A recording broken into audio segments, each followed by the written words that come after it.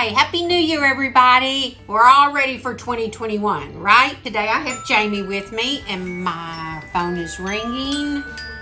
Spam. So today we're going to be speaking about option periods, which is the opportunity for you to do inspections on the property that you're purchasing. And Jamie's going to give us some information on that, and so take it from the top. So whenever you guys get ready to put your offer in, most clients want to do an option period because that gives you time to do inspections on the property and see if anything is wrong. Some clients choose not to if they're cash, or maybe it's a flip or a remodel, they want to close quickly.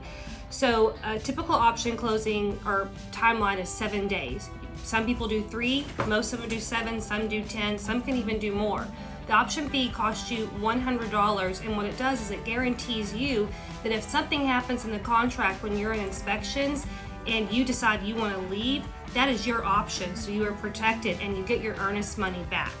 So you lose the $100, but you get your earnest money back, which is typically 1% of whatever the offer is on that property. You also, you have to pay for the inspections. Yes. But it is money well spent because you want to certainly know everything about a house before you totally commit to purchasing it. And the option period gives you that time. Right, and so when it comes to the inspections, you've got a few choices. If you have a pool, you're going to want to do a pool inspection, but most people just go with the general home inspection, pests, and HVAC. Some people only go with general home inspection. Depending on the square footage of the house, depends on the cost, but I would say on average you're looking at about $450 to maybe $650 for a home inspection. And you have the choice to pay that up front to your inspector, or actually when you go to the closing table.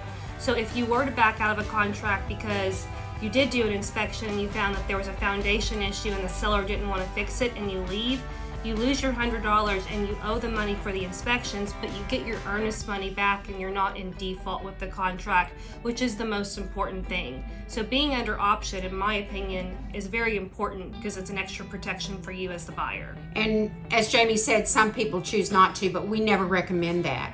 We recommend that you inspect a property, all inspections, because as you mentioned, we do the whole home, central air and heat, and termite, and our wood destroying insects. Those all come to about $750, $800. But again, those are monies well spent in order to know all you want to know about a home. The things that we see the most show up sometimes is a roof. The things you worry about the most is the roof, central air heat, and structure. So we've got all of those covered with the inspections that we do.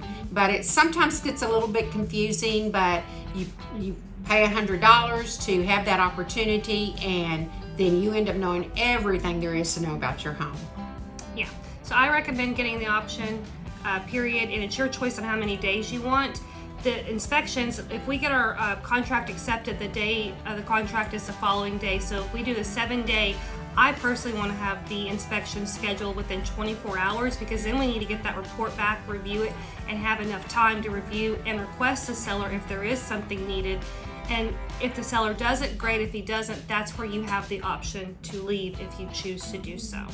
So many times though, if something comes up, we always have to remember it's not a brand new home that you're buying. So, and every home has its warts, so to speak. But you don't really, it's not a time to get the house painted or change the flooring. It's a time to make sure all the systems and appliances are working. And if not, then of course we want to address those with the seller.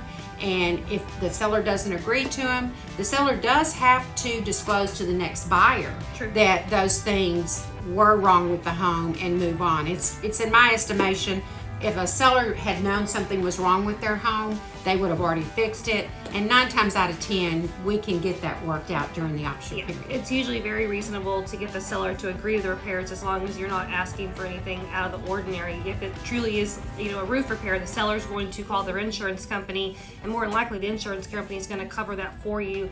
Or if it's a foundation, you get a foundation specialist in there. But during the inspections, they will pull even the smallest things, and that's kind of where you have to weigh out, if it's just something minor, if you want to pay for it yourself, or if it's something larger, if you want to ask the seller. And like Cherry said, once the seller knows, if we were to leave the contract and they try to sell to another client, they have to disclose that information. So it's really in their best interest to go ahead and fix it at that point and take the buyer that they have. Well, we hope that you get the gist and maybe better understand what the option period is and the opportunity that it gives you. Thank you, Jamie. You did a great job. Happy New Year, everybody. Bye. Tune in next time.